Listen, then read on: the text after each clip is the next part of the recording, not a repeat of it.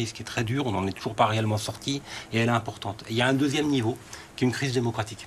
On n'arrête pas de dire que les Français s'intéressent peu à la politique, c'est complètement faux. Ils sont allés voter massivement aux dernières élections législatives et ils ont voté pour rien parce que leur vote n'a pas été suivi. Vous savez, autant là, le désintérêt pour la politique, on l'a bien entendu. Hein. Non, justement, ça c'est pas un désintérêt pour la politique, c'est des gens qui attendent de la politique et qui sont déçus.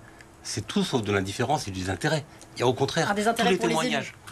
Pour ce qui est fait actuellement par la classe politique. Mais il y a un grand intérêt politique de la part de ces personnes qui attendent des réponses.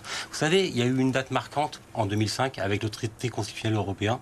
Les Français ont voté contre le référendum, il est quand même passé. C'était un déni de démocratie. On pensait que c'était un peu un accident de l'histoire. Mais c'est revenu derrière. Quand on a eu les Gilets jaunes, on pense qu'on veut du mouvement. Il y a eu des cahiers de doléances, il y a eu plus de 225 000 contributions écrites, témoignages qui sont partis à l'Élysée. Le président a dit je vais en tenir compte, je vais prendre des mesures, et puis plus rien.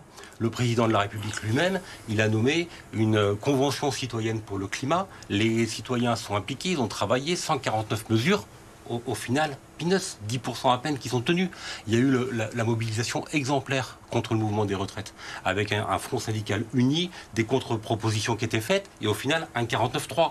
Et là, maintenant, on a les élections législatives, les gens vont voter massivement pour la gauche qui arrive en premier, même s'il n'y a pas de stabilité au niveau assemblée, l'extrême droite en deuxième, et les personnes, qu'elles soient de gauche, qu'elles soient d'extrême droite, se disent que ni Michel Barnier, ni François Bayrou n'ont de légitimité démocratique.